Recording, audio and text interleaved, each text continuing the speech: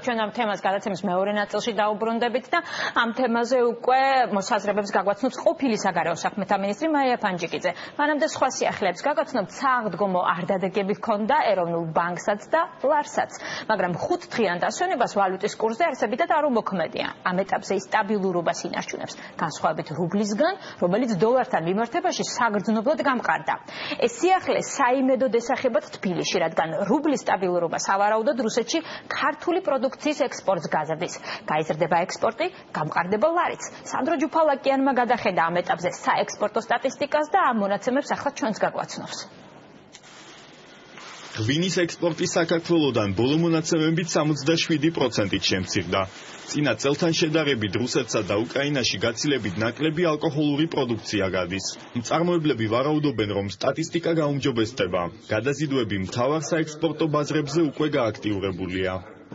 მარტში ჩვენ უკვე გქონდა საკმაოდ ესეთი კარგი და მძლავრი გადატვირთვები ორივე ქვეყნის მიმართულებით და ვფიქრობ, რომ აპრილი უფრო პოზიტიური იქნება, ვინაიდან ამის საშუალება გვაძლევს ის კურსის, ასე ვთქვათ, სტაბილურობა როგორც რუსეთში, ასევე უკრაინაში.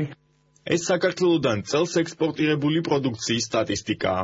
ლიდერი კვლავ რუსეთია. სტაბილურად მზარდია ქართული ღვინისთვის ჩინეთისა და პოლონეთის ბაზრები. ღვინო საქართველოს ყველაზე ცნობადი საექსპორტო პროდუქტია, თუმცა საერთაშორისო ბაზრებზე მისი ცნობადობა ჯერ კიდევ დაბალია. ამის მიუხედავად, რამდენიმე ქვეყანაში წელს ექსპორტი მნიშვნელოვნად გაზრდილია, მაგალითად კანადაში 250%-ით.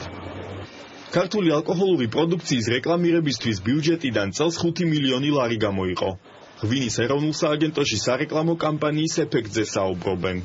Pozitīvi mačvenebლებია ყაზახეთის მიმართულებით, ბალტიის ქვეყნებში, ბრიტანეთში, ვაქტიურობთ აზიის ქვეყნებში, სხვადასხვა შინაარსის მარკეტინგული ღონისძიებებით, ვაქტიურობთ აღმოსავლეთ ევროპაში, ცენტრალურ ევროპაში და ამერიკის შტატების მიმართულებით.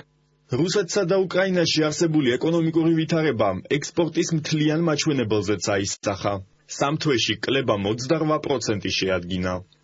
ჩვენ ძალიან ბევრი და მნიშვნელოვანი ღონისძიებების გატარება გვაქვს დაწყებული და მომავალშიც ეს აუცილებლად გაგრძელდებოდა და არწმუნებული ვარ, მომავალი თვეების განმავლობაში ექსპორტი აუცილებლად გაიზრდება.